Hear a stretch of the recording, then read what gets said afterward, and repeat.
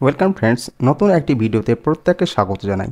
আজকের ভিডিওটি হতে চলেছে অত্যন্ত গুরুত্বপূর্ণ, কারণ আজকের ভিডিওর মাধ্যমে আমি জানাবো পশ্চিমবঙ্গের একটি গুরুত্বপূর্ণ মামলা, প্রায় 25,753 জন শিক্ষক শিক্ষাকর্মী চাকরি বাতিল সংক্রান্ত মামলাটি বর্তমানে যেটি সুপ্রিম কোর্টের কোর্ট নাম্বার 1-এ honourable chief justice Sanjiv Khanna এবং তার সঙ্গী সঞ্জয় কুমারের বেঞ্চে বিচারাধীন রয়েছে।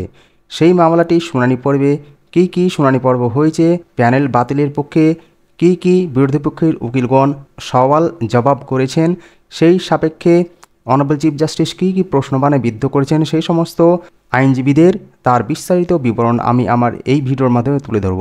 সেই কারণে আপনারা ভিডিওটি না টেনে অবশ্যই পুরোপুরি দেখতে থাকুন এবং আমার চ্যানেলের সঙ্গে জুড়ে থাকা সমস্ত শ্রোতাবিন্দুগণের কাছে অনুরোধ, আপনারা অবশ্যই চ্যানেলটিকে সাবস্ক্রাইব করবেন, পাশে থাকা বেল আইকনটিকে প্রেস করবেন এবং বন্ধুদের সাথে শেয়ার করবেন। তা চলুন কথা না বাড়িয়ে আমরা মূল বিষয়বস্তুর দিকে পদার্পণ করি। সাধারণত 27/1/2025 তারিখে রীতিমতো দুপুর 2টোর সময় 303 নম্বর কজ লিস্টে থাকা যে মামলাটি পশ্চিমবঙ্গের 25,753 জন শিক্ষক শিক্ষাকর্মী চাকরি বাতিল সংক্রান্ত মামলাটি, সেই মামলাটির শুনানি পর্ব শুরু হয়। শুনানি পর্বের শুরুতেই প্রথমেই মূলত র্যাঙ্ক জাম্পিং কেস নিয়ে প্রথমে একজন সওয়াল করতে উঠলেন। তো সিজিআই তিনি বললেন যে তিনি র্যাঙ্ক জাম্পিংয়ের বিষয়টা নিয়ে তিনি কিছুই করতে পারবেন না। এছাড়াও অনামিকা যিনি চাকরি পেয়েছিলেন কোর্ট অর্ডারের, তার আইনজীবী কিছু বলতে চাইলেন। সিজিআই বললেন যে no, we are not going to the individual cases, অর্থাৎ তিনি ইন্ডিভিজুয়াল কোনো কেস শুনবেন না।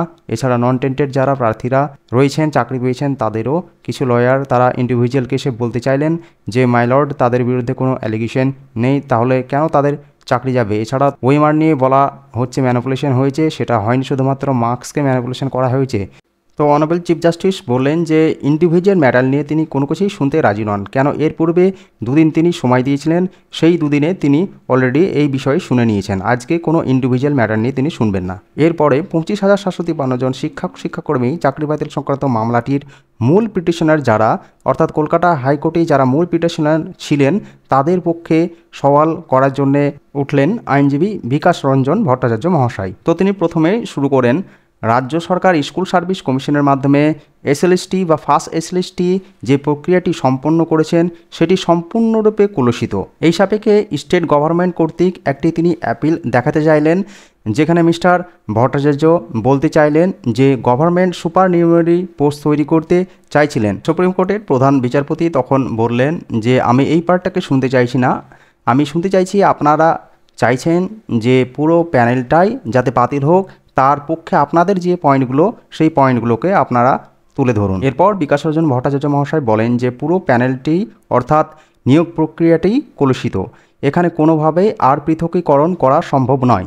স্টেট গভর্নমেন্ট তারা চেয়েছিল যে সুপার নিউমারেটিভ পোস্ট তৈরি করে যে সমস্ত টেন্টেড ক্যান্ডিডেট রয়েছে বা অযোগ্য প্রার্থী রয়েছে তাদেরকে বাঁচাতে চেয়েছিল। বিকাশ রঞ্জন ভট্টাচার্য মহাশয় আরও জানান যে স্কুল সার্ভিস কমিশনকে অলরেডি কলকাতা হাইকোর্টে 4বার সুযোগ দেওয়া হয়েছিল, তারা ডিভিশন বেঞ্চে 4বার সুযোগ পেয়েছিলেন এফিডেভিট ফাইল করার জন্যে, এবং কোর্টে যেটা বলেছিল যে অরিজিনাল ওয়েমার ধ্বংস করে মিরর ইমেজ রাখার সিদ্ধান্ত নেওয়া হয়েছিল, কিন্তু এখন তারা যেটা বলছে যে তাদের কাছে কোনো মিরর ইমেজ নেই। তো সিজিআই মিস্টার বিকাশ রঞ্জন ভট্টাচার্যকে বললেন যে দেখুন, আপনি একে একে বলুন, আমি আপনার পয়েন্টগুলোকে বুঝতে পারছি, আপনি যেটা বলতে চাইছেন যে এসএসসি ইলিগ্যাল অ্যাপয়েন্টমেন্টকে রাখতে চেয়েছিল, অতএব এই মুহূর্তে এসএসসির পক্ষে আর সেগ্রিগেশন করা সম্ভব নয়, তাই তো? বিকাশ রঞ্জন ভট্টাচার্য মহাশয় তখন বললেন যে হ্যাঁ মাই লর্ড, ঠিক। বিকাশ রঞ্জন ভট্টাচার্য মহাশয় আরও যেটা বললেন যে যখন ডিভিশন বেঞ্চ এসএসসিকে বলেছিল যে আপনারা এক্স্যাক্ট কতজন টেন্টেড প্রার্থী এবং কতজন লিগ্যালি অ্যাপয়েন্টেড প্রার্থী রয়েছেন তাদের ফিগারটা আমাদেরকে দিন, সেক্ষেত্রে এসএসসি কিন্তু এই ফিগারটা দিতে পারেনি। যখন কলকাতা হাইকোর্টে এই মামলাটি বিচারাধীন ছিল, সেই সময় বারবার স্কুল সার্ভিস কমিশনের কাছ থেকে অযোগ্য এবং যোগ্য প্রার্থীদের লিস্ট চাওয়া হয়েছিল। তো সেই ক্ষেত্রে স্কুল সার্ভিস কমিশন এক্স্যাক্ট যে ফিগারটি, যে এতজন স্কুল সার্ভিস কমিশনের পক্ষ থেকে জানানো উচিত ছিল যে এতজন এক্স্যাক্ট যোগ্য এবং এতজন অযোগ্য, সেই বিষয়টি তার স্কুল সার্ভিস কমিশন তারা যে দিতে পারেনি, অর্থাৎ এক্স্যাক্ট যে ফিগার যে এতজন যোগ্য এবং এতজন অযোগ্য সেই প্রার্থীদের লিস্ট জমা করতে পারেনি স্কুল সার্ভিস কমিশন। এছাড়াও স্কুল সার্ভিস কমিশন যে নিয়োগ প্রক্রিয়ার জন্যে যে পরীক্ষা সংগঠিত করেছিল সেখানে পরীক্ষাতে অংশগ্রহণ না করেও অনেকে এই যে প্যানেল এই প্যানেলের মধ্যে নাম নথিভুক্ত করেছিলেন অবৈধভাবে। তো তখন সিজিআই প্রশ্ন করেন যে এরকম কি সম্ভব হয়েছে যে যারা পরীক্ষায় বসেনি অথচ তারাও চাকরি করছে? তখন বিকাশ রঞ্জন ভট্টাচার্য মহাশয় বাবু বলেন যে ইয়েস মাই লর্ড, একদম এটা হয়েছে এবং একজন মিনিস্টারের মেয়েকে এই ক্ষেত্রে চাকরি দেওয়া হয়েছে। স্কুল সার্ভিস কমিশন এখনও পর্যন্ত কতজনকে অযোগ্যভাবে চাকরি দেওয়া হয়েছে সেই বিষয়ে এখনও school service commission yet not identified, অর্থাৎ এখনও এই বিষয়টিকে তারা এখনও পর্যন্ত খুঁজে পায়নি। Therefore segregation is not possible, এটা বিকাশ রঞ্জন ভট্টাচার্য মহাশয় বলতে চাইলেন। এছাড়াও এসএসসির 4টি যে এফিডেভিট তারা যে দিয়েছিল মহামান্য কলকাতা হাইকোর্টের ডিভিশন বেঞ্চে, সেখানে তারা যেটা বলেছিল যে 9-10 ক্ষেত্রে 183 জন প্রার্থীর র্যাঙ্ক জাম্প করেছিল, এর মধ্যে 122 জনকে তারা রিমুভ করেছে। এর মধ্যে 61 জন এখনও চাকরি করছেন, যার মধ্যে 40 জন আবার কোনো প্যানেলের মধ্যেই নেই, তারা ওয়েটিংয়েও নেই, তারা মেন প্যানেলেও নেই। এছাড়াও ক্লাস 11-12 ক্ষেত্রে 39 জন র্যাঙ্ক জাম্প রয়েছে, যার মধ্যে 18 জন ক্যান্ডিডেট কোনো প্যানেলের মধ্যেই নেই। তারপর সিজিআই বিকাশ রঞ্জন ভট্টাচার্য মহাশয়কে প্রশ্ন করলেন যে এই যে অযোগ্যদের তথ্য, এই তথ্যগুলো আপনারা কোথা থেকে পেলেন? তখন বিকাশ রঞ্জন ভট্টাচার্য মহাশয় জানালেন যে এই তথ্য স্কুল সার্ভিস কমিশন দেয়নি, এই তথ্য তারা সংগ্রহ করেছে এবং সেই তথ্যকে স্কুল সার্ভিস কমিশন তারা স্বীকার করে নিয়েছেন এবং এসএসসি নিজেরা কোনোভাবেই এটা বলছে না যে এই রকম আরও কত কেস রয়েছে। এরপর তিনি ওএমআর ইস্যু নিয়ে বললেন যে 907 জন এমন প্রার্থীকে পাওয়া গেছে যাদের ওএমআর ইস্যুর ক্ষেত্রে অর্থাৎ 781 জনকে এসএসসি রিকমেন্ডেশন লেটার প্রদান করেছিল, কিন্তু একজনের তথ্য তারা দেয়নি যারা 23 নম্বর পেয়েছিল অরিজিনাল ওএমআর শিটে, কিন্তু তাদের 53 নম্বর দেওয়া হয়েছিল। তো এইসব কারণে ডিভিশন বেঞ্চে এসএসসিকে বারবার বলেছিল যে এসএসসি যাতে রিপোর্ট ফাইল করে সঠিক তথ্যটি দেয়, কিন্তু এসএসসি সেটি দিতে ব্যর্থ হয়েছে। এছাড়াও তিনি 8 ফেজ কাউন্সেলিংকে সামনে রেখে তিনি বলেন যে after expiry of the panel, অর্থাৎ প্যানেল এক্সপায়ার হয়ে যাওয়ার পর 8 ফেজ কাউন্সেলিংয়ে যে সমস্ত নিয়োগপ্রাপ্ত হয়েছিলেন অন দ্য মেরিট লিস্ট তাদেরকে চাকরি দেওয়া হয়েছিল। তো সেই ক্ষেত্রে প্যানেল এক্সপায়ার হয়ে যাওয়ার পর কী করে চাকরি দেওয়া সম্ভব, এটাও তিনি সিজিআইয়ের সামনে তুলে ধরেন। বিকাশ রঞ্জন ভট্টাচার্য মহাশয় বললেন যে এই প্যানেলের মধ্যে যে করাপশনগুলো হয়েছে, এই করাপশনটা হয়েছে ইনস্টিটিউশনাল করাপশন। এছাড়াও স্কুল সার্ভিস কমিশন সুপ্রিম কোর্টে যে এফিডেভিট ফাইল করেছিল, সেই ফাইল এফিডেভিট অনুসারে তারা বলেছিল যে তারা মিরর ইমেজকে সংরক্ষণ করে রাখবে, কিন্তু যেহেতু ইলিগ্যালি যে সমস্ত অ্যাপয়েন্টমেন্টগুলো হয়েছিল সেই অ্যাপয়েন্টমেন্টগুলো মিরর ইমেজ রাখলে ধরা পড়ে যাবে, সেই কারণে তারা মিরর ইমেজকে সম্পূর্ণরূপে ধ্বংস করেছিল যাতে করে ইলিগ্যাল অ্যাপয়েন্টমেন্টগুলোকে আর খুঁজে না পাই। এছাড়াও 18 জানুয়ারি 2024 সালে 9ম-10ম ক্ষেত্রে একজন ক্যান্ডিডেটের ওএমআর শিট প্রোভাইড করেছিল school service commission RTI reply অনুযায়ী, এবং সেখানে তারা লিখছে যে as per data store in commission data. তো এটা কিভাবে সম্ভব? এসএসসি যেখানে বলছে তাদের কাছে কোনো ওএমআর নেই, অথচ তারা আরটিআই অ্যাপ্লিকেশনে ওএমআর রিপ্লাই দিচ্ছে। এরপরে আইনজীবী বিকাশ রঞ্জন ভট্টাচার্য মহাশয় ডিভিশন বেঞ্চের জাজমেন্টে 247 নম্বর পেজে যে 3টে অপশনের কথা বলা হয়েছিল, এই অপশন 3টির মধ্যে প্রথম অপশনটি হচ্ছে হয় পুরো প্যানেল ক্যান্সেল, 2 নম্বর হচ্ছে না হয় সেগ্রিগেশন, এবং 3 নম্বর না হয় এই প্যানেলটির মেন্টেবিলিটি গ্রাউন্ডে খারিজ করে দেওয়া। এর মধ্যে সেকেন্ড যে অপশনটি ছিল যে সেগ্রিগেশন করা যাবে কি যাবে না, তো হাইকোর্টের ডিভিশন বেঞ্চে কেন সেগ্রিগেশন করতে পারেননি 321 নম্বর প্যারাগ্রাফে যেটা উল্লেখ রয়েছে সেই অংশটিকে তিনি পড়তে লাগলেন। স্কুল সার্ভিস কমিশনের কাছে কোনো মিরর ইমেজে নেই, আবার অরিজিনাল ইমেজও নেই, তাহলে সেই ক্ষেত্রে তারা ওএমআরের যে ডেটা সেই ডেটাগুলোকে স্ক্যান করার জন্য দায়িত্ব দিয়েছিল নাইসা নামক একটি সংস্থাকে, এবং নাইসা আবার স্কুল সার্ভিস কমিশনকে না জানিয়ে তারা ডেটা স্ক্যানটাকে দায়িত্ব দিয়েছিল। ডেটা স্ক্যানটেক স্কুল সার্ভিস কমিশনের অফিসে এসে তারা ওএমআরগুলোকে স্ক্যান করে স্কুল সার্ভিস কমিশনের হাতে তুলে দিয়েছিল। তো এই ক্ষেত্রে স্কুল সার্ভিস কমিশন জানিয়েছে যে ডেটা স্ক্যানটেক নাইসা তাদের কোনোরূপ না জানিয়ে তারা অ্যাপয়েন্টমেন্ট করেছিল। তো এটা পুরো এখতিয়ার বহির্ভূত। এই বিষয়টি বিকাশ রঞ্জন ভট্টাচার্য মহাশয় তুলে ধরেন যে এটি একটি প্রশ্নচিহ্ন উঠছে, নাইসা যে টেন্ডার নিয়েছিল সেটি সঠিক ছিল না। এছাড়াও এন্টায়ার সিলেকশন প্রসেসটাই হচ্ছে টেন্টেড। এছাড়াও তিনি আরও যেটা বলতে চাইলেন যে 50 কোটি টাকা উদ্ধার হয়েছে এই ধরনের কেসে, এবং 329 নম্বর পয়েন্টে যেটা বলা হয়েছে হাইকোর্টের ডিভিশন বেঞ্চের জাজমেন্টে যে ব্ল্যাঙ্ক ওএমআর শিট থেকেও চাকরি হয়েছে, এবং যে এক্স্যাক্ট ফিগার কতজন দুর্নীতি করে চাকরি পেয়েছেন সেটা কিন্তু এখনও অবধি আইডেন্টিফাই করা হয়নি। কিছু আইডেন্টিফাই করা হয়েছে, বাকিটা কিন্তু এখনও পর্যন্ত রিভিল হয়নি। মহামান্য কলকাতা হাইকোর্ট সেগ্রিগেশনের জন্য সমস্ত প্রচেষ্টা করেছিল, কিন্তু সেই ক্ষেত্রে স্কুল সার্ভিস কমিশন ব্যর্থ হয়েছিল।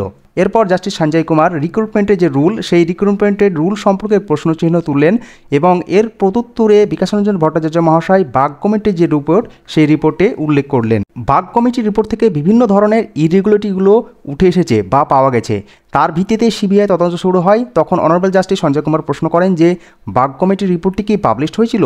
তখন আইনজীবী বিকাশরঞ্জন ভট্টাচার্য মহাশয় জানান যে পাবলিশড হয়নি, এটা কিন্তু রিডিং করা হয়েছিল এবং সেটা তিনি পড়তে লাগলেন। কিভাবে বাগ কমিটির রিপোর্টের ভিত্তিতে তদন্ত হয়েছিল বা কেন বাগ কমিটি গঠন করা হয়েছিল এবং পুরো বিষয়টা তিনি জাস্টিসের কাছে বলতে লাগলেন। বাগ কমিটির রিপোর্টে তার ব্যাকগ্রাউন্ড এবং বাগ কমিটির রিপোর্ট থেকে যে rules recommendation after expiry of the panel, out of panel, without recommendation, এই যে বিষয়গুলো উঠে এসেছিল, এই সমস্ত বিষয় তিনি ম্যাসিভ করাপশন হিসাবে বলতে লাগলেন। তখন সিজিআই একটি প্রশ্ন করলেন যে এই সমস্ত বিষয়গুলো উঠে এসেছিল বাগ কমিটির, এইগুলো কি ফিক্সড ফিগার? তখন আইনজীবী বললেন যে না, এগুলো কোনো ফিক্সড ফিগার নয়, এগুলো হচ্ছে আইডেন্টিফাইড সো ফার, মানে যতটা অবধি চিহ্নিত করা গেছে এরপরে আরও ম্যাল প্র্যাকটিস বা দুর্নীতি থাকতে পারে, যেটা হয়তো এখনও অবধি আইডেন্টিফাই করা হয়নি। হাইকোর্টের ডিভিশন বেঞ্চে তার জন্যই কিন্তু সেগ্রিগেশন করতে পারেনি। এরপরে আইনজীবী বিকাশরঞ্জন ভট্টাচার্য মহাশয় নায়সার অ্যাপয়েন্টমেন্টের যে বিষয়টা, তার যে টেন্ডার, সেই সমস্ত বিষয় নিয়ে বলতে লাগলেন। ইভ্যালুয়েশনের যে প্রসেসটা, সেই প্রসেসটা নিয়ে তিনি প্রশ্নচিহ্ন তুললেন। এরপর তিনি আউট অফ প্যানেল বা এক্সেস ভ্যাকান্সিতে যে রিক্রুটমেন্ট হয়েছিল 4টি ক্যাটাগরিতে, সেই বিষয়টা তিনি উল্লেখ করলেন। বললেন যে এই যে এক্সেস অ্যাপয়েন্টমেন্ট হয়েছে, এই এক্সেস অ্যাপয়েন্টমেন্টে এদেরকে আর চিহ্নিত করা যাবে না, তার কারণ এদের কোনো ডাটাই নেই স্কুল সার্ভিস কমিশনের কাছে।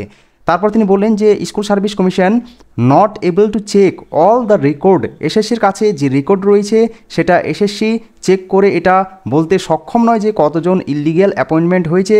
এরপর তিনি প্যারাগ্রাফ 288তে যেটা এসএসসি 3টে হার্ড ডিস্ক যেটা সিবিআই উদ্ধার করেছিল, সেটাকে এসএসসি মেনে নিয়েছেন যে ওয়েমার শিট ম্যানিপুলেশন হয়েছে এবং সিবিআই যেটাকে অস্বীকার করার মতো কোনো তথ্য এসএসসির কাছে নেই। সিবিআই তখন একটি প্রশ্ন করলেন যে এসএসসি তো যেটা বলছে যে 1 বছর পর ওয়েমার শিট ধ্বংস করার রুলস আছে, তো সেই রুলস অনুযায়ী ওয়েমার শিট তারা ধ্বংস করেছে। তখন আইনজীবী বিকাশরঞ্জন ভট্টাচার্য মহাশয় বললেন যে মাই লর্ড, ওয়েমার ফিজিক্যাল কপি নষ্ট করার প্রভিশন ছিল, কিন্তু মিরর ইমেজ রাখা হবে এমনটাই এসএসসির সিদ্ধান্ত হয়েছিল, কিন্তু সেই মিরর ইমেজ এসএসসি রাখেনি। তখন অনারেবল চিফ জাস্টিস প্রশ্ন করলেন যে মিরর কপি তো পাওয়া গেছে। আইনজীবী বিকাশরঞ্জন ভট্টাচার্য মহাশয় তখন বললেন যে সেটা এসএসসি সার্ভারে ছিল না, মিরর ইমেজটা সেটা সিবিআই খুঁজে পেয়েছে অন্য জায়গা থেকে, এসএসসির সার্ভারে বা এসএসসির কাছে কোনো মিরর ইমেজ নেই। কিন্তু ডিসিশন ছিল যে নাকি এসএসসির মিরর কপি রাখবে, কিন্তু এসএসসি মিরর ইমেজ রাখেনি। এসএসসি সুপ্রিম কোর্টে একটি এফিডেভিট দিয়ে জানিয়েছিল যে বিষয়টা। এরপরে সুপ্রিম কোর্টের একটি জাজমেন্টে এ বিষয়ে তিনি বলতে লাগলেন যে সুপ্রিম কোর্টের জাজমেন্টে যেটা আছে যে যদি এন্টায়ার সিলেকশন প্রসেসটা ব্যাড হয় তাহলে সেই ক্ষেত্রে সেট অ্যাসাইড করতে হবে এবং সেটাকে নতুন করে আবার ফ্রেশ সিলেকশন প্রসেস নিতে হবে, এতে অসুবিধা কী? তখন সিজাই বললেন যে দেখুন, ফ্রেশ সিলেকশন প্রসেস যদি নেওয়া হয় তাহলে তো অনেক সময় লাগবে, আবার সব কিছু নতুন করে শুরু করতে হবে। তখন সিজিআইয়ের প্রত্যুত্তরে আইনজীবী বিকাশরঞ্জন ভট্টাচার্য মহাশয় বললেন যে মাই লর্ড, কিছু অসুবিধা আমাদেরকে ভোগ করতে হবে, ঠিক আছে, এটা মানতে হবে। এবং তিনি আরও বললেন যে এই ক্ষেত্রে যে নতুন করে সিলেকশন প্রসেসের কথা বলা হচ্ছে, সেখানে কিন্তু 2016তে যারা পরীক্ষা দিয়েছিল শুধুমাত্র তারাই বসতে পারবে, কোনো আউটসাইডাররা অর্থাৎ কোনো ফ্রেশার ক্যান্ডিডেট নাকি এখানে বসতে পারবেন না। তো সিজিআই জানতে চাইলেন যে 2016 সালে যারা পরীক্ষায় বসেছিল তারাই কি এই সিলেকশন প্রসেসে বসতে পারবেন? তখন বিকাশরঞ্জন ভট্টাচার্য মহাশয় বললেন হ্যাঁ মাই লর্ড, কেবলমাত্র 2016 সালে যারা রিক্রুটমেন্ট প্রসেসে অংশগ্রহণ করেছিলেন কেবলমাত্র তারাই এই পরীক্ষাতে বসতে পারবেন এবং যাদের বয়স পেরিয়ে গেছে তারাও এই পরীক্ষাতে অংশগ্রহণ করতে পারবেন। এরপর অনারেবল চিফ জাস্টিস একটি প্রশ্ন করলেন যে দেখুন, ওএমআরের যে স্ক্যান কপি সেটা তো উদ্ধার করা হয়েছে, তাহলে সেই স্ক্যান কপির যদি অথেন্টিসিটি প্রুভ হয় তাহলে সেই স্ক্যান কপি থেকেই তো রিএসএস করা যেতে পারে। তখন আইনজীবী বললেন যে মাই লর্ড, কিন্তু একাডেমিক মার্কস এবং পার্সোনালিটি টেস্ট এই সব ক্ষেত্রেও তো দুর্নীতি হয়েছে। জিআই প্রশ্ন করলেন যে দেখুন, দুটো ওএমআর কপি পাওয়া গেছে, তাহলে দুটো ওএমআর কপিকে যদি কম্পেয়ার করা হয় তাহলে তো একটা কিছু পাওয়া যেতে পারে। তখন আইনজীবী বললেন যে দুটো ওএমআর কপি পাওয়া যায়নি, যে দুটো ওএমআর কপি পাওয়া গেছে ওই ওএমআর কপি কিন্তু অ্যাকচুয়ালি এসএসসি সার্ভার থেকে নয়, সিবিআই সেটিকে উদ্ধার করেছে। তো সিজিআই বললেন যে না, দুটো সেট পাওয়া গেছে, ওএমআরের তখন আইনজীবী বললেন যে মাই লর্ড, যে সেট দুটো পাওয়া গেছে সেখানে সিবিআই পেয়েছে, এসএসসি সার্ভার থেকে কোনো তথ্যই পাওয়া যায়নি। তখন অন্য একজন লয়ার বললেন যে my Lord, CBI data Scantech এবং পঙ্কজ বানসাল এই দুজনের কাছ থেকে দুটো সেট পেয়েছেন। সিজিআই বললেন যে হ্যাঁ, ডেটা স্ক্যানটেক এবং পঙ্কজ বানসালের কাছে দুটো ওএমআরের সেট পাওয়া গেছে, তাহলে তাদের যে মিসম্যাচ করানো হয়েছে বা সেই ডেটা কি মিলছে, যদি মেলে তাহলে সেখান থেকে কি রিঅ্যাসেসমেন্ট করা যেতে পারে। যদিও সেই ওএমআর উদ্ধার করেছে সিবিআই, সেটার অথেন্টিসিটি নিয়েও প্রশ্ন থেকে যাচ্ছে। এরপরে সিজিআই বললেন যে এছাড়াও যেটা সমস্যা থাকছে যে এসএসসি সার্ভারে যে নম্বর, সেই নম্বরে আবার মিসম্যাচ দেখা যাচ্ছে এবং স্কুল সার্ভিস কমিশনের যে রুলস রয়েছে সেই rules school service commission violate করেছে এমনটাও দেখা যাচ্ছে। তো এই সময় আইনজীবী বিকাশ রঞ্জন ভট্টাচার্য মহাশয় রুলসগুলো নিয়ে তিনি বলতে লাগলেন, এই রুলস অনুযায়ী প্রথমে পরীক্ষা নেওয়া হয়েছিল এবং তারপরে একাডেমিক মার্কস এবং ওএমআর শিটের যে নম্বর, সেই নম্বরকে দেখিয়ে 1:1.4 রেশিওতে ইন্টারভিউ লিস্ট পাবলিশ করা হয়েছিল এবং ইন্টারভিউ নিয়ে বিষয়গুলো নিয়ে তখন সিজিআই প্রশ্ন করলেন যে ওএমআর স্ক্যান করে রিটেন এক্সামের রেজাল্ট কি ডিক্লেয়ার করা হয়েছিল, ডিটেলসে বলুন। তখন বিকাশ রঞ্জন ভট্টাচার্য মহাশয় বললেন যে মাই লর্ড, না, হয়নি, এটা প্রপারলি হয়নি। তখন সিজিআই প্রশ্ন করলেন যে দিস ওয়াজ নট ডান, এটা হয়নি। তখন আইনজীবী বললেন যে দ্যাটস ট্রিগার লিটিগেশন, অর্থাৎ এই বিষয়টা আমাদেরকে মামলা করতে উদ্বুদ্ধ করছে যে এসএসসি এই আইনগুলো বা এই রুলসগুলো প্রপারলি ফলো করেনি। তখন আইনজীবী বললেন যে মাই লর্ড, কোর্ট যখন ডিরেকশন দিয়েছিল এসএসসিকে, তারপরে SSC properly merit list publish করেছে মার্ক সহ। সিজিআই তখন বললেন যে এই রুলস কি ফলো করা হয়নি? তখন আইনজীবী বললেন যে না মাই লর্ড, এই রুলস ফলো করা হয়নি। এরপর সিজিআই প্রশ্ন করলেন যে ইন্টারভিউ নেওয়ার পূর্বে না ইন্টারভিউ নেওয়ার পরে প্যানেল পাবলিশ করা হয়েছিল? তখন সেই প্রত্যুত্তরে আইনজীবী জানালেন যে প্যানেল কখনোই পাবলিশ করা হয়নি। 2022 সালে জুন মাসে অনারেবল কলকাতা হাইকোর্ট যখন ডিরেকশন দিয়েছিলেন তখন প্যানেল প্রকাশ করা হয়েছিল। তো অনারেবল চিফ জাস্টিস এই প্রসঙ্গে একটি প্রশ্ন করলেন যে আপনারা কলকাতা হাইকোর্টে কবে পিটিশন ফাইল করেছিলেন এবং কলকাতা হাইকোর্ট কবে তার রেজাল্ট পাবলিশ করেছিল? তখন সেই প্রত্যুত্তরে আইনজীবী জানালেন যে রেজাল্ট ডিক্লেয়ার হয়েছে 2022 সালে হাইকোর্টের অর্ডারে এবং আমরা পিটিশন ফাইল করেছিলাম 2021 সালে। সিজিআই তখন একটু মাথায় হাত দিলেন, তিনি বললেন যে এটা কিভাবে হতে পারে, রেজাল্ট ডিক্লেয়ার 2022 সালে আর আপনি এটা ঠিকভাবে বলছেন তো, যে আপনি বলছেন যে আইন মেনে ওএমআর মার্কস ডিক্লেয়ার করা হয়নি, কোর্ট অর্ডারে হয়েছিল অ্যাপয়েন্টমেন্ট দেবার পর, কিন্তু রেজাল্ট কবে পাবলিশড হয়েছিল 2022 সালে। তখন আইনজীবী বললেন যে মাই লর্ড, রেজাল্ট যেটা সেটা 2018 সালে পাবলিশড হয়েছিল, কিন্তু সেখানে প্রপারলি মার্কস দেওয়া হয়নি, তার জন্যে তারা মামলা করেছিল 2022 সালে। সেই মামলার পরিপ্রেক্ষিতে তখন কমিশন মার্কস সহ রেজাল্ট ডিক্লেয়ার করেছিল। তখন সিজিআই বললেন যে ফার্স্ট যে রিট সেটা 2021-এ ফাইল হয়েছিল, 2018-তে রেজাল্ট ডিক্লেয়ার হওয়ার সময়, তখন হয়নি কেন? তখন আইনজীবী বললেন যে মাই লর্ড, আমাদের কাছে কোনো ডেফিনেট তথ্য ছিল না সেই সময়, তার জন্য আমরা মামলা করতে পারিনি। তারপর আইনজীবী এটাও বললেন যে মাই লর্ড, যে ক্লজ রয়েছে ইন্টারভিউ লিস্ট পাবলিশ করার জন্য, সেই ইন্টারভিউ লিস্ট কিন্তু কমিশন কখনোই পাবলিশ করেনি এবং তিনি প্যানেল এবং সিলেকশন প্রসেসের যে মেরিট লিস্টটা, সেই মেরিট লিস্টের ব্যাপারে তিনি রুলস রয়েছে 12(6), সেই রুলটা তিনি পড়তে রাখলেন এবং সেখানে বললেন যে এই রুলসটাও নাকি কমিশন ভায়োলেট করেছে। তখন সিজিআই বললেন যে দেখুন, মার্কসের বিষয়ে কিন্তু স্কুল সার্ভিস কমিশন কোনো রুলস ভায়োলেট করেননি, এখন মার্কসের ব্যাপারে কিন্তু রুলসে কোথাও বলে নেই। আইনজীবী তখন বললেন যে মাই লর্ড, ইন্টারভিউ প্যানেলে অল ডিটেলস পাবলিশ করার কথা, কিন্তু সেইখানে তো তারা ইন্টারভিউ লিস্ট পাবলিশ করেনি, তাহলে তো এই রুলসটা তারা ভায়োলেট করেছে। সিজিআই তখন বললেন যে হোয়েন ওয়াজ দিস রিট ফাইলড? আবার তিনি প্রশ্ন করলেন যে রিটটা কবে ফাইল করেছিলেন? তখন সেই প্রত্যুত্তরে আইনজীবী জানালেন যে আমরা 2021 সালে রিট ফাইল করেছিলাম। তখন সিজিআই প্রশ্ন করলেন আপনারা 2021 সালে কেন ফাইল করেন, 2018 সালে কেন আপনারা রিট ফাইল করেননি? তখন আইনজীবী বললেন যে আমরা তথ্য জানতে পারিনি যে মেরিট লিস্ট 2018 সালে পাবলিশড হয়েছিল, সেখানে মার্কসের কোনো তথ্য ছিল না, তার জন্য আমরা জানতে পারিনি। পরবর্তীতে আমরা মামলা করি 2021-এ, তারপরে 2022-এর অর্ডারে মার্কস পাবলিশড হয়েছিল। সিজিআই তখন বললেন যে এই লিস্ট কবে পাবলিশড হয়েছিল? তখন আইনজীবী বললেন 2018 সালে, অর্থাৎ এই জায়গাটা একটা সমস্যা দেখা যাচ্ছিল। তো এই তথ্যগুলোকে সিজিআইয়ের সামনে প্রপারলি আমার মনে হচ্ছিল আপনাদের যে প্রপারলি তুলে ধরা হয়তো উচিত ছিল, যে কবে সিজিআই এই তথ্যগুলো জানতে চাইছিলেন, যে মার্কস যেভাবে মানে ইন্টারভিউ লিস্ট যেভাবে পাবলিশ করার কথা ছিল, রুলে এরপরে মেরিট লিস্ট যেভাবে পাবলিশ করার কথা ছিল রুলে, সেগুলো সমস্ত কিন্তু ফলো করা হয়েছিল কি হয়নি, এই বিষয়গুলো সিজিআই কিন্তু জানতে চাইছিলেন। সিজিআই তারপরে প্রশ্ন করলেন যে যারা অ্যাপয়েন্টমেন্ট পেয়েছিলেন তাদের কি লিস্ট পাবলিশ হয়েছিল? তখন আইনজীবী বললেন যে মাই লর্ড 2018-তে হয়েছিল, কিন্তু without giving all details. CGI তখন বললেন যে সিলেক্ট লিস্টের কপি কোথায়? লয়ার বললেন যে সেটা তাদের কাছে এই মুহূর্তে নেই। কোনো একটি লয়ার বললেন যে মাই লর্ড 2018 সালে আগস্টে নাকি এরকম মেরিট লিস্ট পাবলিশ হয়েছিল, তারপরে সেই লিস্টটা অন্য কোনো একজন আইনজীবী সিজিআইকে দেখালেন যে সেখানে লিস্ট পাবলিশ করা হয়েছিল কমিশনের পক্ষ থেকে, মেরিট লিস্ট কিন্তু সেখানে কোনো মার্কস দেওয়া ছিল না। তো সিজিআই তখন বললেন যে হ্যাঁ, কোনো মার্কস দেওয়া ছিল না, এটা কিন্তু লিস্ট পাবলিশ হয়েছিল এবং তারপরে কোর্ট অর্ডার মেনে কিন্তু ফাইনাল মেরিট লিস্ট মার্কস অনুযায়ী কিন্তু পাবলিশ করা হয়েছিল। সিজিআই তখন বললেন যে দেখুন, এই যে আপনারা বলছেন যে মেরিট লিস্ট যেটা পাবলিশ করার কথা ছিল মার্কস অনুযায়ী, সেখানে কিন্তু রুলসে এটা কোথাও বলা নেই যে মার্কসটাকে দিতে হবে, কিন্তু রুলস 12(6)-এ যেটা ইন্টারভিউর ক্ষেত্রে যে বিষয়টা, সেই ইন্টারভিউর ক্ষেত্রে কিন্তু কমিশন কোনো পৃথক লিস্ট পাবলিশ করেছে বলে আমরা দেখতে পাচ্ছি না।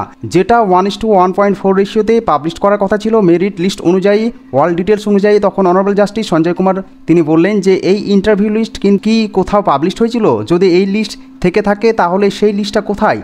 তখন সিজিআই বললেন যে এই লিস্ট হয়তো পাবলিশ হয়নি, যেটা হয়েছিল ইন্ডিভিজুয়াল ক্যান্ডিডেটদেরকে হয়তো দেখানো হয়েছিল তারা ইন্টারভিউ কল পেয়েছে কি পায়নি।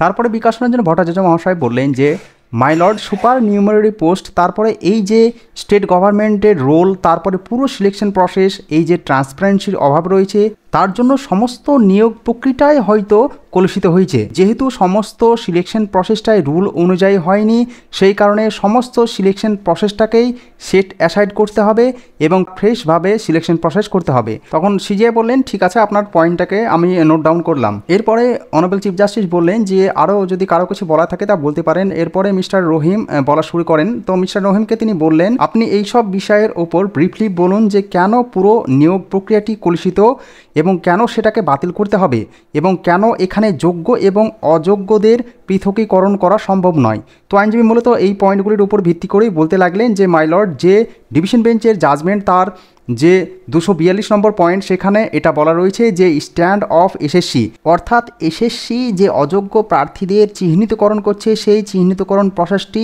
অনগোয়িং, অর্থাৎ স্কুল সার্ভিস কমিশন এখনও পর্যন্ত নিশ্চিত নয় যে কতজন অযোগ্য প্রার্থী রয়েছে। স্কুল সার্ভিস কমিশন যে অযোগ্য তালিকা দিচ্ছে সেই তালিকার মধ্যে এখনও পসিবিলিটি থাকতে পারে যে হয়তো তার মধ্যে অযোগ্য প্রার্থীর সংখ্যা এক্সিস্ট করতে পারে, অর্থাৎ এমনও হয়ে থাকতে পারে যে আবার হয়তো কোনো দুর্নীতি হয়েছে হয়তো, আর সেটা হয়তো উদ্ধারই হচ্ছে না, এমনটাও কিন্তু হয়ে থাকতে পারে। এছাড়াও 265 নম্বরে যে প্যারাগ্রাফ রয়েছে জাজমেন্টের ডিভিশন বেঞ্চের, সেখানে স্টেট, এসএসসি, বোর্ড তারা নন কোঅপারেটিভ স্টেজ পালন করছে, তার ফলে কোনো এক্স্যাক্ট ফিগার বা তথ্য এখানে আসে না, যার ফলে এটা সেগ্রিগেশন করা সম্ভব।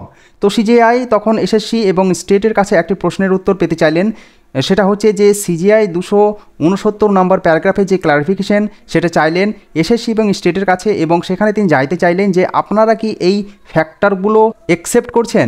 এই উত্তরটা সিজিআই কিন্তু সঠিকভাবে চাইলেন, এখানে কিন্তু আপনি কোনো ভুল উত্তর দেবেন না। তো সিজিআইয়ের প্রশ্নের পরিপ্রেক্ষিতে যে আইনজীবী বলছিলেন সেই আইনজীবী বললেন যে এসএসসির যে তথ্য সেই তথ্য অনুযায়ী কিন্তু সেগ্রিগেশন করা সম্ভব নয়, অর্থাৎ যোগ্য এবং অযোগ্যদের পৃথকীকরণ করা সম্ভব নয়। সিবিআই পৃথকীকরণের উদ্দেশ্যে যে ডেটাগুলিকে সংগ্রহ করছে বা তথ্যগুলি সংগ্রহ করছে সেগুলি কিন্তু অনগোয়িং প্রসেস। সিবিআই দ্বারা প্রাপ্ত তথ্যগুলির বিশ্বাসযোগ্যতা নিয়ে প্রশ্নচিহ্ন উঠছে। এরপর সিজিআই আইনজীবীদের কাছে একটি প্রশ্নচিহ্ন ছুড়ে দিলেন যে 242 নম্বর পয়েন্টে, অর্থাৎ অনারেবল হাইকোর্টের যে জাজমেন্ট কপি, সেই জাজমেন্ট কপির 242 নম্বর পয়েন্টে বলা রয়েছে যে এমনও হতে পারে যে স্কুল সার্ভিস কমিশন যে যোগ্য এবং অযোগ্যদের তালিকা দিয়েছে সেখানে অযোগ্যরা সেই যোগ্য তালিকার মধ্যে ঢুকে থাকতে পারে।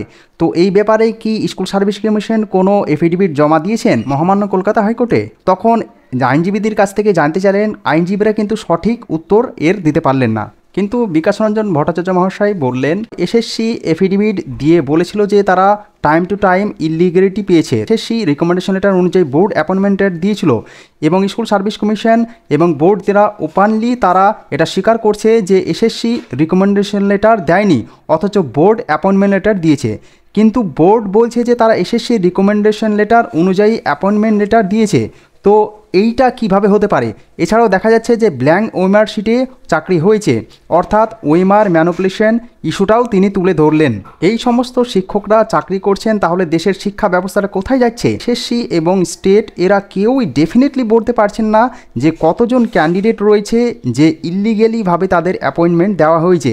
এসএসসির যে এফিডেভিট সেগুলো তিনি পড়তে লাগলেন এবং সেখানে একটি বিষয় তিনি দেখালেন যে they all hunting in dark, অর্থাৎ তাদের কাছে কোনো সঠিক আলোর দিশা নেই, তারা সব কিছু অন্ধকারের মধ্যেই খুঁজে বেড়াচ্ছে। স্কুল সার্ভিস কমিশন অযোগ্যদের প্রার্থীদের সংখ্যা যতবার এফিডেভিট আকারে জমা করেছেন সুপ্রিম কোর্টে বা কলকাতা হাইকোর্টে, সেখানে স্পষ্টভাবে উল্লেখ করেছেন যে নাম্বার ইজ সো ফার, অর্থাৎ এখনও পর্যন্ত অযোগ্য প্রার্থীদের সংখ্যা যোগ্যদের মধ্যে ঢুকে থাকতে পারে।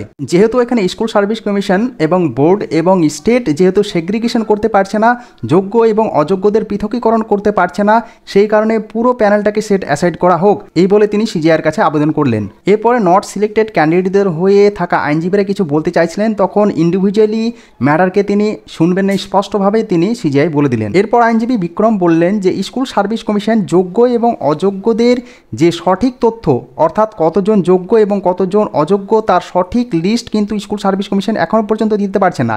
এমনও হতে পারে যে যোগ্য প্রার্থীদের মধ্যে এখনও পর্যন্ত অযোগ্য প্রার্থী সংখ্যা থেকে দেখতে পারে। যেহেতু স্কুল সার্ভিস কমিশন যোগ্য এবং অযোগ্যদের প্রার্থীদের লিস্ট সঠিকভাবে প্রোভাইড করছে না, সেই কারণে যোগ্য এবং অযোগ্যদের পৃথকীকরণ করা সম্ভব নয়, সেই কারণে সম্পূর্ণ সিলেকশন প্রসেসটাকে সেট অ্যাসিড করা উচিত। এরপরে মিস্টার সুদীপ্ত দাশগুপ্ত তিনি যেটা বললেন যে আইনজীবী এসএসসি 4টে এফিডেভিটে এসএসসি বারবার এটা বলছে যে আইডেন্টিফাইড সোফার, তার মানে এসএসসি এখনও সম্পূর্ণ আইডেন্টিফাই করতে পারেনি বা এসএসসি ইজ নট ক্লিয়ার, তার এসএসসি পরিষ্কারও নয় এবং এক্সেস ভ্যাকান্সিতে অ্যাপয়েন্টমেন্ট হয়েছে, আউট অফ প্যানেল অ্যাপয়েন্টমেন্ট হয়েছে। তার ফলে এই যে excess vacancy, out of panel, এই যারা অ্যাপয়েন্টমেন্ট হয়েছে তাদের তথ্য নাকি পাওয়া আর সম্ভব নয়। এরপর স্কুল সার্ভিস কমিশন এবং বোর্ড তারা প্যানেল এক্সপায়ার হয়ে যাওয়ার পর যে সমস্ত কাউন্সিলিং প্রক্রিয়াগুলো হয়েছে সেই সম্পর্কে ডেট ওয়াইজ এবং যে সিলেকশন প্রসেসটি হয়েছে group C, group D, class 9, 10 এবং 11, 12 ক্ষেত্রে কতগুলি ফেজ অর্থাৎ কতগুলি কাউন্সিলিং প্যানেল এক্সপায়ার হয়ে যাওয়ার পর হয়েছে এবং প্যানেল এক্সপায়ার হওয়ার পূর্বে হয়েছে, সেই সম্পর্কে তিনি পুঙ্খানুপুঙ্খ এখানে ব্যাখ্যা করলেন। তিনি বললেন যে নবম দশম শিক্ষক নিয়োগের ক্ষেত্রে দুখানা ফেজ কেবলমাত্র প্যানেল এক্সপায়ার হওয়ার পূর্বে হয়েছে, অর্থাৎ প্যানেল ক্ষেত্রে দুটো ফেজ বৈধ। এরপরে যে সমস্ত কাউন্সিলিং প্রক্রিয়াগুলি সম্পন্ন হয়েছে, অর্থাৎ 3rd phase counselling, 4th phase counselling থেকে শুরু করে যতগুলো ফেজ কাউন্সিলিং হয়েছে up to 8 phase, 3rd phase থেকে শুরু করে 8 ফেজ পর্যন্ত সমস্ত কাউন্সিলিং প্রক্রিয়াগুলি আফটার প্যানেল এক্সপায়ার পর হয়েছে। এবং তিনি আরও জানালেন যে একাদশ দ্বাদশ শ্রেণীতে যে সিলেকশন প্রসেসটি হয়েছে অ্যাসিস্ট্যান্ট টিচারের ক্ষেত্রে নিয়োগের ক্ষেত্রে, সেখানেও কিন্তু 2nd ফেজ কাউন্সিলিং পর্যন্ত বৈধ ছিল আফটার প্যানেল এক্সপায়ারি হওয়ার পূর্বে। সেই সমস্ত কাউন্সিলিং প্রক্রিয়া, দুটো কাউন্সিলিং প্রক্রিয়া হয়েছে। এরপরে 3rd phase, 4th phase, 6th phase এবং তার পরবর্তী ক্ষেত্রে যে ফেজগুলি, যে কাউন্সিলিং প্রক্রিয়াগুলি সম্পন্ন হয়েছে সেগুলো প্যানেল এক্সপায়ার হয়ে যাওয়ার পর হয়েছে। তিনি 2016 সালের অ্যাসিস্ট্যান্ট টিচার রিক্রুটমেন্টের ক্ষেত্রে, অর্থাৎ নবম দশম এবং একাদশ দ্বাদশ শ্রেণীর শিক্ষক নিয়োগের ক্ষেত্রে যে 2016 সালের গেজেটের রুল, সেই 15-র 1 এবং 2 সাব রুলকে তিনি পড়ে শোনালেন। তিনি বললেন যে validity of the panel and waiting list, each panel and waiting list shall remain valid for 1 year from the date of the publication of the panel and waiting list or date of the advertisement for the next selection which is earlier, অর্থাৎ প্রত্যেকটি panel এবং waiting লিস্টটি valid থাকবে 1 বছর পর্যন্ত panel publish বা waiting list publish হওয়ার পর, অথবা পরবর্তী যে রিক্রুটমেন্ট প্রসেস, সেই রিক্রুটমেন্ট প্রসেসের জন্য যে অ্যাডভার্টাইজমেন্ট প্রকাশ হয়, তবে এটা শর্ত থাকে যে 1 বছরের পূর্বে যদি অ্যাডভার্টাইজমেন্ট প্রকাশ হয় তাই সেই অ্যাডভার্টাইজমেন্ট পর্যন্ত প্যানেলের বৈধতা থাকবে। অর্থাৎ প্যানেলের ভ্যালিডিটি 1 বছর যে পরিষ্কারভাবে সাবরুলে উল্লেখ রয়েছে সেটা তিনি উল্লেখ করলেন। এবং ফিরদৌস শামীম এটাও উল্লেখ করলেন যে 27/11/2017 তারিখে ফাইনাল প্যানেল পাবলিশ করা হয়েছিল। তাহলে এখান থেকে যদি 1 বছর ধরা হয় তাহলে 27/11/2018 সালে প্যানেল কিন্তু এক্সপায়ার হয়ে যায়। এই এক্সপায়ার হয়ে যাওয়ার পরও কিন্তু একাদশ দ্বাদশ শ্রেণীর ক্ষেত্রে শিক্ষক নিয়োগ প্রক্রিয়া হয়েছিল, অর্থাৎ 3rd, 4th এবং 8th ফেজ কাউন্সিলিং পর্যন্ত সেই সমস্ত প্রক্রিয়াগুলি সম্পন্ন করেছিল, যেটি সম্পন্ন করেছিল বোর্ড এবং এসএসসি ইললিগ্যালভাবে। আবার নবম দশমের ক্ষেত্রে দেখা গেছে যে ফাইনাল প্যানেল পাবলিশ হয়েছিল 12/3/2018 তারিখে, 2018 সালের মার্চ মাসের 12 তারিখে। সেখান থেকে যদি 1 বছর ধরা হয় তাহলে 2019 সালের মার্চ মাসের 12 তারিখে প্যানেল এক্সপায়ার হয়ে যাওয়ার কথা, কিন্তু তারপরেও থার্ড ফেজ থেকে শুরু করে যে সমস্ত ফেজগুলি সম্পন্ন হয়েছিল সমস্ত ফেজগুলি কিন্তু প্যানেল এক্সপায়ার হয়ে যাওয়ার পর হয়েছে, সেই কথাটি এখানে তিনি উল্লেখ করলেন। তিনি আরও উল্লেখ করলেন যে পুরো এন্টায়ার সিলেকশন প্রসেসটার মধ্যে আর কোনো ভিত্তি নেই, অতএব এখানে আর সেগ্রিগেশন করা পসিবল নয়, এমনটাই কিন্তু আইনজীবী ফিরদৌস শামীম বলতে চাইলেন।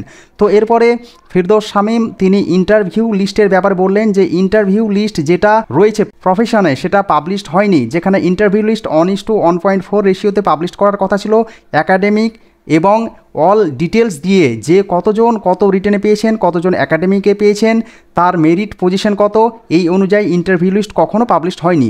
তারপরে মেরিট লিস্টটাও কিন্তু মার্কস অনুযায়ী দেওয়া হয়নি এবং পাবলিশও করা হয়নি। তো সিজিআই বললেন যে ইন্টারভিউ লিস্ট তো পাবলিশড হয়েছিল, এমনটা সবাই বলছে। তো সিজিআইয়ের প্রশ্নের সাপেক্ষে বললেন যে 4টে লিস্ট পাবলিশ হওয়ার কথা, একটা হচ্ছে ইন্টারভিউ লিস্ট, তারপরে একটা হচ্ছে মেরিট লিস্ট, তারপরে 2টো ভাগ থাকবে, একটা হচ্ছে মূল প্যানেল এবং আরেকটা হচ্ছে ওয়েটিং লিস্ট। আইনে থাকা সত্ত্বেও ইন্টারভিউ লিস্ট কিন্তু প্রকাশ করেনি, অতএব রুলটা সম্পূর্ণভাবে ভায়োলেট হয়েছে, যার ফলে কে কে ইন্টারভিউ ডাক পেয়েছে তার সঠিক তথ্য নাকি কমিশনের কাছে এই মুহূর্তে নেই। 27শে জানুয়ারি যে মামলাটি সুপ্রিম কোর্টের কোর্ট নাম্বার 1 বা চিফ জাস্টিস কোর্টে স্কুল সার্ভিস কমিশনের 25,753 জন শিক্ষক শিক্ষাকর্মী চাকরি বাতিল সংক্রান্ত মামলাটি আজকে এইভাবে হিয়ারিং পর্ব হলো এবং আগামী 4 তারিখে যেহেতু সরস্বতী পুজো আছে সেই কারণে 4 তারিখে যাতে হিয়ারিংয়ে ডেট না রাখা হয় সেই কারণে আবেদন করলেন। সেই সাপেক্ষে অনারেবল চিফ জাস্টিস বললেন ঠিক আছে 10 ফেব্রুয়ারি পরবর্তী হিয়ারিংয়ের জন্য লিস্টেড অন করা হলো এবং 2টোর পর তিনি শুনবেন। তো আজকে এই ভিডিওর মাধ্যমে আপনাদের কাছে আমি 25,753 জন শিক্ষক শিক্ষাকর্মী চাকরি বাতিল সংক্রান্ত মামলাটি যেটি 27শে জানুয়ারি হিয়ারিং হয়েছে সেই হিয়ারিংয়ের সম্পূর্ণ বাংলায় ব্যাখ্যা করলাম। আপনারা এই ধরনের ভিডিও পেতে অবশ্যই চ্যানেলটিকে সাবস্ক্রাইব করবেন, পাশে থাকা বেল আইকনটিকে প্রেস করবেন আর বন্ধুদের সাথে শেয়ার করবেন। আজকে এই পর্যন্ত, আপনাদের দিন শুভ হোক। জয় হিন্দ, জয় ভারত।